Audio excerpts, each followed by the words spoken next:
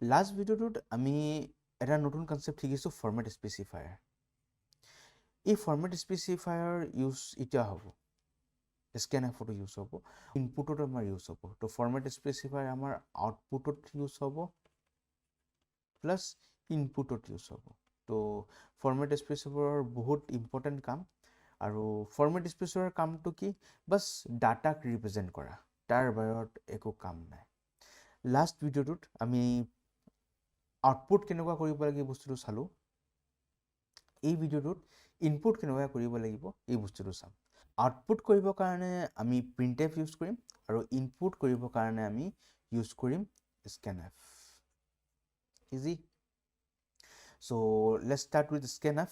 স্কেনএফৰ কাৰণে আমাক বেলেগ হেডাৰ ফাইল ইনক্লুড কৰিবলৈ প্ৰয়োজন নাই। স্কেনএফত আমাৰ ই হেডাৰ ফাইলত আহি যাব, আৰু ই হেডাৰ ফাইলটোৰ নাম কি? stdio, মানে ষ্টেণ্ডাৰ্ড আইঅ মানে হৈ গ'ল ইনপুট আউটপুট। তো ষ্টেণ্ডাৰ্ড ইনপুট আউটপুট ইয়াত থাকিব। আমি খালি আউটপুটটো ইউজ কৰিছিলোঁ প্ৰিণ্টএফ, ইনপুটটো আইটো ক'ত গৈছে? আইটো থাকিলে স্কেনএফ। ইয়াত এটা প্ৰব্লেম আহিছে। প্ৰব্লেমটো কি? আৰু প্ৰথম কুৱেশ্যনটো হৈ গ'ল কি ইনপুটৰ প্ৰয়োজনটো কিয়? চ' ইনপুটৰ প্ৰয়োজন কিয় এতিয়া বহুত ভালকৈ বুজি লোৱা। ছাপ'জ মই দুটা নম্বৰ প্লাছ কৰিছোঁ, আৰু এই দুটা নম্বৰক মই কি কৰিছোঁ? আউটপুট দি দিছোঁ। ইয়াত বাই দ্য ৱে মই পৰা শ্বৰ্টকাট ইউজ কৰিছোঁ, ঠিক আছে? এইটো হৈ গৈছে আমাৰ আউটপুট 10 + 20।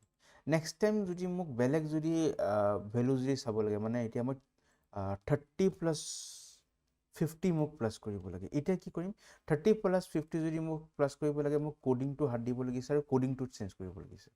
তাৰ মানে দুটা ভেলু মোক চেঞ্জ কৰিবৰ কাৰণে কোডিঙত যদি তুমি চেঞ্জেছ কৰাত অলপটো টাইম যাব, এটলিষ্ট 10 ছেকেণ্ডছটো যাব।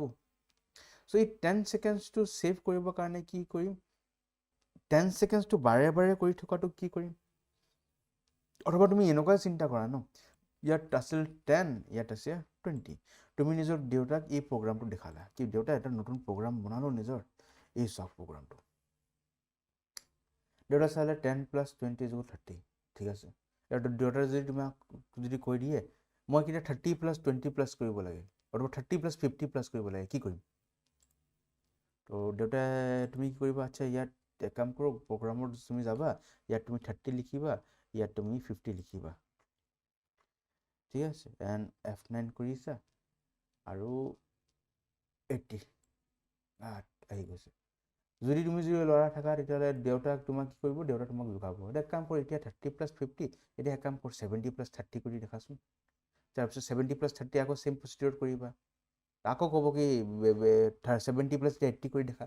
চ' তেখেত কি কৰিব? তোমাক জোকাই থাকিব, যদি তুমি ল'ৰা থাকা। ছোৱালীকেইটাৰ মই ক'ব নোৱাৰোঁ। তেতিয়াহ'লে এইটো এটা প্ৰব্লেম আহি গৈছে। প্ৰব্লেমটো আহি গৈছে কি, মোৰ মানে বাৰে বাৰে কোডিংটো চেঞ্জ কৰিবলগীয়া হৈছে, হয় নহয়? কি 70 + 80 যদি কৰি দিয়ে, আকৌ প্ৰগ্ৰামিং চেঞ্জ কৰিবা, আকৌ 80 + আবাৰ 30 কৰিব যদি প্লাছ কৰিব কয়, আকৌ প্ৰগ্ৰামিংটো চেঞ্জ কৰিবা। বাৰে বাৰে প্ৰগ্ৰামিংটো চেঞ্জ কৰি থকাটো একচুৱেলি পচিবল নহয়। তো তেতিয়াহ'লে মই কি কৰিম? মই ইয়াত কৰিম কি, ইয়াত ভেলুটো যদি ইউজাৰে যদি দিয়ে, মানে মোৰ দেউতাই যদি দি দিয়ে, তেতিয়াহ'লে মোৰ প্ৰব্লেমটো শ্বৰ্ট হৈ গ'ল। তেতিয়া কৰিম কি? এতিয়া আমি ইউজ কৰিম স্কেনএফ। আমাৰ কাম ইয়াত আছে স্কেনএফৰ কাম। স্কেনএফৰ কি কৰিম? ছাপ'জ মোৰ ওচৰত এটা ভেৰিয়েবল আছে এ। স্কেনএফ কাম কি কৰিব? স্কেনএফ এটা টাৰ্মিনেল বনাই দিব। টাৰ্মিনেলটো ক'ত বনাব? তোমাৰ ইনপুট কনচলত বনাব। ইনপুট কনচলত প্ৰেজেণ্ট কি থাকিছে? তোমাৰ কীবৰ্ড। তো কীবৰ্ডৰ পৰা কি কৰিব? কীবৰ্ডৰ পৰা তুমি নিজৰ ডাটাটো তোমাক দিয়া হ'ব। ডাটাটোৰ দিয়াৰ পিছত ডাটাটো আহি কিনি তোমাৰ ইয়াত সোমাই যাব, ঠিক আছে? এটা টাৰ্মিনেল বনাই দিয়া হ'ব। টাৰ্মিনেলটো কোনে বনাব? টাৰ্মিনেলটো বনাব স্কেনএফে। টাৰ্মিনেলটো বনাই দিব, আৰু তোমাৰ কীবৰ্ডৰ পৰা যে ডাটাটো আছে, ডাটাটো একচেপ্ট কৰি কিনি তোমাক ভেৰিয়েবলত সোমাই দিয়াৰ কাম কৰিব স্কেনএফ। বাট ইয়াত আৰু এটা প্ৰব্লেম আহিছে। প্ৰব্লেমটো কি?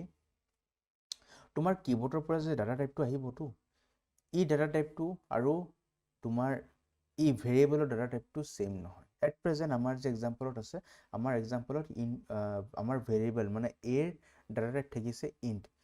এতিয়া কীবৰ্ডৰ পৰা যদি তোমাৰ ডাটাটো আহিছে, এই ডাটাটো একচুৱেলি বেলেগ ডাটা টাইপ, বাট ইয়াত তোমাৰ ডাটা টাইপটো কি? ইণ্ট। এতিয়া এজ পাৰ টু কনচেপ্ট, যেনেকুৱা বক্স এনেকুৱা ডাটা। চ' ইয়াৰ বেলেগ ডাটা টাইপ, ইয়াৰ পৰা যে ডাটাটো আহিব এইটো বেলেগ হ'ব, আৰু ইয়াৰ পৰা যে ডাটা আহিব এইটো বেলেগ হ'ব। তেতিয়াহ'লে কি কৰিম? তেতিয়াহ'লে আকৌ মাজত এটা ৰিপ্ৰেজেণ্টেটৰ লগাব লাগিব অথবা এটা কনভাৰ্টাৰ লগাব লাগিব সো এই কনভাৰ্টাৰটো কি থাকিলে এই কনভাৰ্টাৰটো থাকিছে আমাৰ ফৰমেট স্পেচিফায়াৰ তাৰমানে ইয়াত মোক এটা পাৰ্চেণ্টেজ দি লগাব লাগিব নেক্সট থিং প্ৰথম পইণ্ট কি ইয়াত এটা কনভাৰ্টাৰ লাগিব সেকেন্ড পইণ্ট মনত থবা আমাৰ প্ৰগ্ৰামত মেমৰিটো অথবা কম্পিউটাৰত মেমৰি এনেকুৱাকৈ ৰিপ্ৰেজেণ্ট কৰা হৈছে এইটো মই বহুতবাৰ ক'লোঁ সো এই পাৰ্টিকুলাৰ মেমৰি এড্ৰেছ থাকিব সাপোজ ইয়াত থাকিব A1 ইয়াত তাৰপিছত থাকিব B1 হেক্সাডেচিমেল এড্ৰেছিং থাকিব অথবা নাম্বাৰ সিস্টেম বেলেগ বেলেগ হ'ব পাৰে বাট ধৰা এটা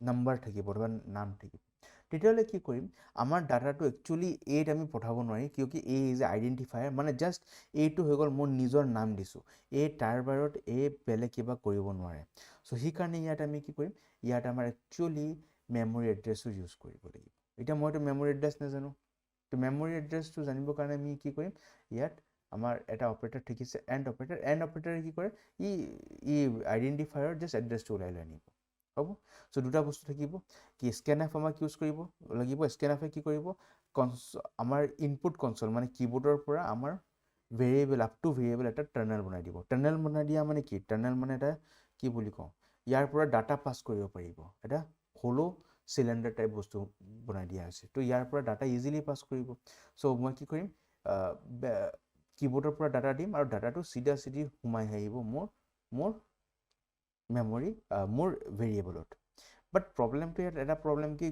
কিবোৰ্ডৰ পৰা যে ডাটা টাইপটো আহিব আৰু মোৰ ভেৰিয়েবলৰ ডাটা টাইপ বেলেগ আৰু কিবোৰ্ডৰ পৰা যে ডাটাটো আহিব সেই ডাটা টাইপটো বেলেগ তেতিয়াহ'লে কি কৰিম কনভাৰ্সনছ কৰিব লাগিব তাৰ কাৰণে আমি কি কৰিম ফৰমেট স্পেচিফায়াৰ ইউজ কৰিব লাগিব সেকেন্ড যদি আমি টাৰ্নেল বহাই আছোঁ টাৰ্নেলটো একচুৱেলি আমি আইডেণ্টিফায়াৰৰ নাম দি ইউজ কৰিব নোৱাৰিম টাৰ্নেলটো স্পেচিফিক মেমৰিত আমাক টাৰ্গেট কৰি দিব লাগিব সাপোজ এইটো একচুৱেলি হৈ গ'ল এইটো এই মেমৰি এড্ৰেছটোৰ মই নিজৰ নাম দি দিছোঁ বাট ইয়াৰ অৰিজিনেল নামটো কি থাকিছে A1 সো একচুৱেলি মোক A1ত টাৰ্গেট কৰিব লাগিব সো A1ত টাৰ্গেট কৰিবৰ কাৰণে মোক কি কৰিব লাগিব ইয়াৰ এড্ৰেছটো লাগিব সো ইয়াৰ এড্ৰেছটো ওলাবৰ কাৰণে মই কি কৰিম বেলেগ এটা অপাৰেটৰ ইউজ কৰিম এইটো থাকিলে এণ্ড জম্মু এণ্ড কাশ্মীৰৰ যে এটা এন লাগি যায় অথবা শৰ্টকাট যে এটা এন থাকে এই এনটো ইউজ কৰিম সো এইটোক আমি কি বুলি কওঁ এড্ৰেছ অপাৰেটৰ বুলি কওঁ এড্ৰেছ অপাৰেটৰ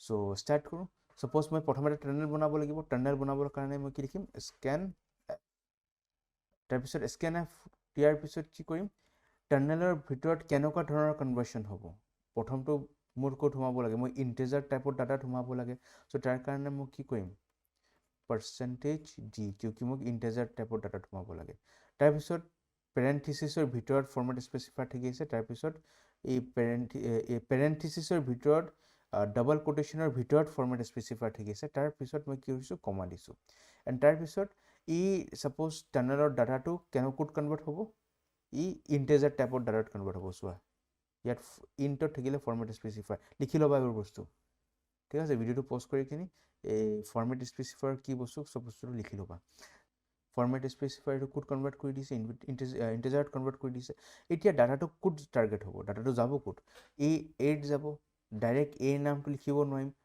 এড্ৰেছত যাব তাৰমানে আইডেণ্টিফায়াৰ থাকিছে আইডেণ্টিফায়াৰ যোন এড্ৰেছটোত আছে তাত যাব তাৰমানে এড্ৰেছ সো এইটো আমি এবাৰ প্ৰগ্ৰাম কৰি চাই লওঁ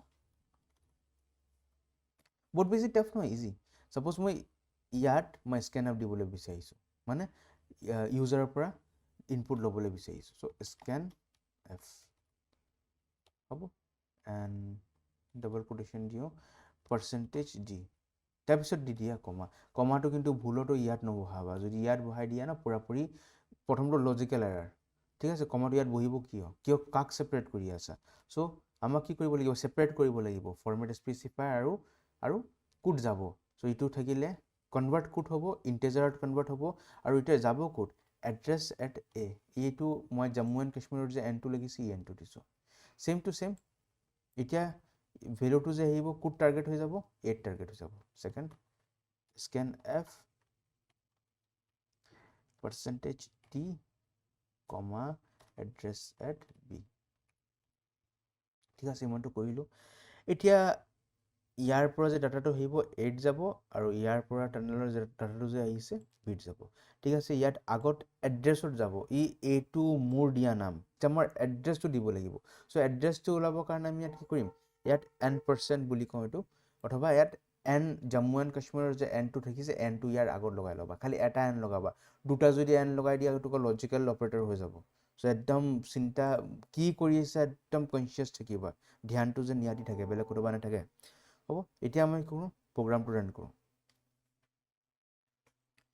প্ৰগ্ৰাম ৰান হৈ গৈছে একদম ব্লেক স্ক্ৰীন আহি গৈছে এতিয়া কি কৰিম এতিয়া ব্লিংক কৰি আছে মানে তোমাক কৈ আছে ডাটা দে সো কি কৰিবা ডাটা দিওঁ সো প্ৰথম 50 দিওঁ হ'ব এতিয়া আকৌ ব্লিংক কৰি মানে আছে মানে কি টাৰ্মিনেলটো এতিয়া বন্ধ কৰিব লাগিব তাৰমানে এতিয়া এণ্টাৰ দিয়া আকৌ ব্লিংক কৰি আছে তাৰমানে এতিয়া 30 দিয়া প্লাস কৰা 30 প্লাস 50 প্লাস 30 হৈ গ'ল 80 আৰু এটা চাওঁ তিনটা ভ্যালু দি চাওঁ তিনটা ডিজিটৰ ভ্যালু দি চাওঁ টি2 100 তাৰপিছত 230 চোৱা 100 প্লাস 230 330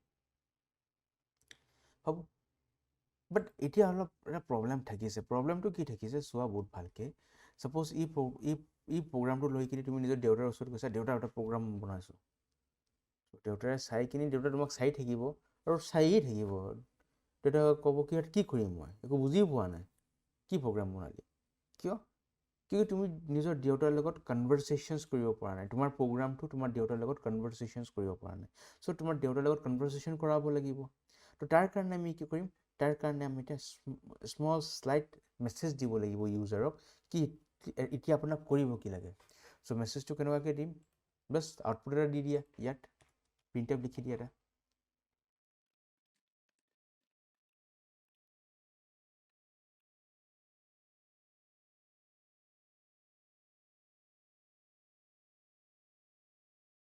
সো আমাৰ প্ৰগ্ৰামটো হৈ গ'ল এতিয়া ৰান কৰোঁ এতিয়া সব বস্তু স্পেচিফিক থাকিব সো এতিয়া যদি প্ৰগ্ৰামটো ৰান কৰিছোঁ ন আমাক সোধা আছে এণ্টাৰ ফাৰ্ষ্ট নাম্বাৰ সো এতিয়া মই ইয়াত প্ৰেছ কৰিছোঁ 50 then plus enter second number 30 plus enter 50 plus 30 80 চোৱা একদম ধুনীয়াভাৱে আমাৰ আহি গৈছে সব বস্তু এতিয়া মোৰ ছফটৱেৰটো মোৰ ইউজাৰৰ লগত কনভাৰসেশনছ এটাত আহি গৈছে কি কৰিব লাগিব ইউজাৰটো কনফিউজড হোৱা নাই কি কৰিম কি একদম বঢ়িয়াকৈ আহি গৈছে ঠিক আছে সো দিছ ইজ হোৱাট আমি এনেকুৱাকৈ ইউজ কৰোঁ আৰু ইয়াত প্ৰিণ্টএফ দিয়াৰ কাৰণটো খালি এটাই কাৰণ থাকিছে যেন ইউজাৰে কৰিব কি লাগিব এইটো জাষ্ট ইউজাৰক মই কনভে কৰিব পাৰিম সেইকাৰণে এইটো ইউজ কৰিছোঁ তাৰ বাৰত ইয়াৰ একো বেলেগ কাম নাই ইউজাৰৰ লগত মোৰ ছফটৱেৰটো ইউজাৰৰ লগত কথা কেনেকুৱাকৈ পাতিব এই বস্তুটো মই শিকিছোঁ আজি আমি ইমানটো শিকিছোঁ থেংক ইউ